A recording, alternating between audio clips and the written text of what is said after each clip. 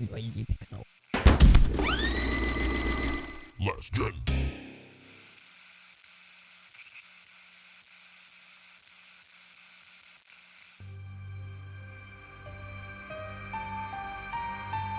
The Mana series is beloved by many JRPG fans.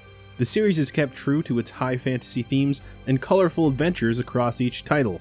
Beginning in 1991 as Final Fantasy Adventure on the Game Boy, fans have been introduced to many memorable characters over the years.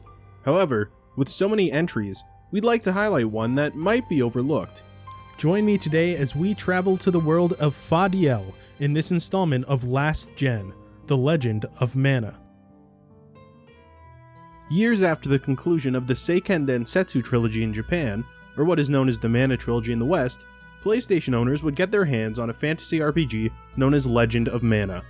Being the fourth entry in the Mana series, Western fans might assume this to be the third entry, given that Seiken Densetsu 3 was never localized. To be honest, the chronological naming conventions of the series in those early years were always very confusing. Legend of Mana was directed by series creator Koichi Ishii, a seasoned developer at Square Enix who moved up to the role after starting at the company as a developer on the Final Fantasy series. The producer on the project would be Akitoshi Kawazu, who is known for directing the Romancing Saga trilogy and holding many other leading roles within the company. Development on Legend of Mana would begin around the same time as Saga Frontier 2. From the initial planning stages, Ishii-san was given a large budget to bring his creation to life.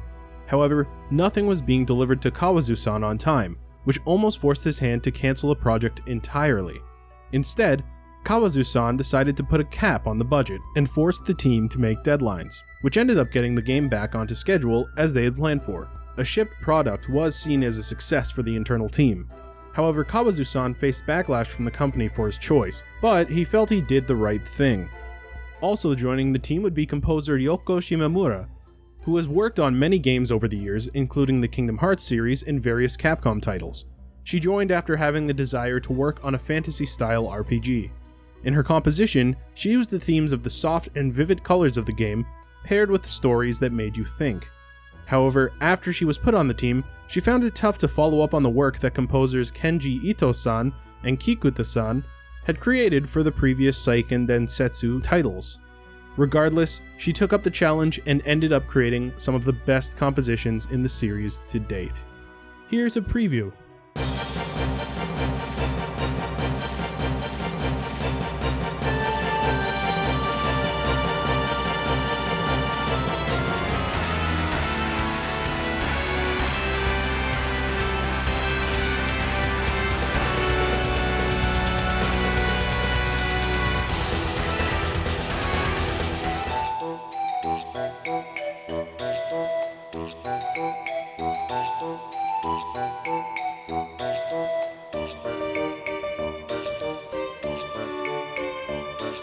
One interesting voice on the game's soundtrack is the inclusion of Annika Uniabaria on the game's outro song.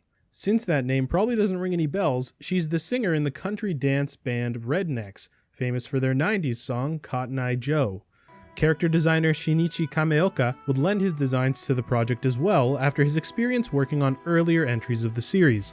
Kameoka-san's designs have become a staple of the series. Even after leaving Square Enix in 2000 to open his own studio, he would return to the series based on his love for the franchise. One of the more prominent names on the team at the time was character designer Akihiko Matsui, known for directing Chrono Trigger. Despite developing for the PlayStation, which could use 3D graphics, the group decided to go with a more 2D style. While budget played a role in making this decision, the game still retains an authentic fantasy look today thanks to these design choices. In Japan, Legend of Mana's 1999 release saw enormous success, selling nearly 700,000 copies in its first year. When the game launched in the year 2000 in North America, it became a top seller during its first week on store shelves. Sadly, the game never released in Europe. Legend of Mana is not your typical action RPG, nor does it resemble other Mana titles. The game uses a unique system known as the Landmake system. This has players create the world map using artifacts, which reveal new towns and dungeons. These artifacts can be placed anywhere on the map and opens the door for new adventures. Exploring villages and dungeons generally leads to quests, which have players defeat certain enemies, find items, or complete some other errand. However, there are also times where new characters will join your party to help out. Dungeons are full of enemies, and players will have to participate in most battles, given that the enemies just hang around the dungeon paths. The battle system is action-based, where players can use a combination of light and strong attacks, as well as special skills and abilities. Looking back, the response time and action systems haven't aged too well, but the animations are well designed, and the battles each have a nice flow to them. Players also have the choice of which type of weapon they'd like to use in battle. Each weapon has its own skills to master, as well as unique combos. The story has players go on a quest to save the mana tree, but the paths they take to the conclusion can differ. 3 main story arcs lead to this mystical tree, however it's possible to complete the game and enter the mana tree after only one of the arcs is completed. The first arc centers around a dying race known as Jumi, who have an external heart that happens to be very valuable. The quest has players lend their help to a Jumi knight named Elazul as he heads out on a mission to protect the Jumi Guardian Pearl. The second arc tells the story of brother and sister dragoons named Lark and Sierra, who are each fighting on separate sides of a war. Lark aims to kill 3 dragons so that he may rule the world with a dark dragon named Draconis, and tricks the player into helping him do it. However, Sierra does whatever she can to stop him without killing him. The final arc introduces 4 friends, Erwin, Matilda, Dana, and Escad. This is a story of complicated love and what society deems acceptable. This escalates into a war between the group, which ends in tragedy. However, the player must make some difficult choices to resolve the dispute. Between these quests, players are free to take on other quests and pretty much do as they please. The game does very little handholding, which makes some things confusing at first when trying to navigate how to spend your time. Some quests just aren't clear on how to complete them, and others require you to be at the right place at the right time. Still, the non-linear nature of the game makes casual playthroughs engaging and ever-changing as small tweaks to your run change significant new optional quests. One small secret is the inclusion of a chocobo pet if you have a save file of Final Fantasy VIII on your memory card. Pets can be taken with you into battle and raised at your home. Each pet has unique abilities and special attacks that make battles a bit easier to manage. Other systems allow players to upgrade their weapons with materials found throughout the world, as well as create golems to add to their party. One returning feature to Legend of Mana is the option to allow a second player to take control of one of the AI characters. Thankfully, players have some control over AI teammates, but it is still rather limited. Players can also invite a friend's character to the game if they have a save file on their memory card. Legend of Mana is sometimes overlooked in the series, but its unique systems and mechanics make it one that stands out prominently. Each playthrough is unique, and every quest offers a chance to see a new part of the game's world crafted by the player.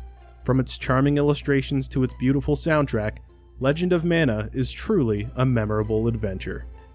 So, what's the future looking like for the Legend of Mana? Well, after the game's release, a 5-part manga titled Seiken Densetsu, Legend of Mana, went into production that followed a new protagonist named Toto. Sadly, the series has only been officially localized in German, even after the release of a 2-volume collection in 2008. In 2020, series producer Shinichi Tatsuki mentioned in an interview that he'd love to return to The Legend of Mana for a remake or a completely new entry. However, they were focused on the 2020 release of Trials of Mana at the time, though this statement could be seen as retaining a positive tone in the interview. Character designer Kameoka-san also mentioned that he would love to work on a remastered release, but he would need complete creative freedom to make it what he originally envisioned. Designs from The Legend of Mana can even be spotted in some of his later titles, such as the 2017 mobile title Eglia, Legend of the Red Cap. Whatever the case may be, The Legend of Mana takes chances on an established series, which shouldn't be overlooked. Here's to hoping more players discover it. Thanks for watching. If you have any stories about The Legend of Mana, or if you'd like to request a game for us to feature on the show, please leave a comment below.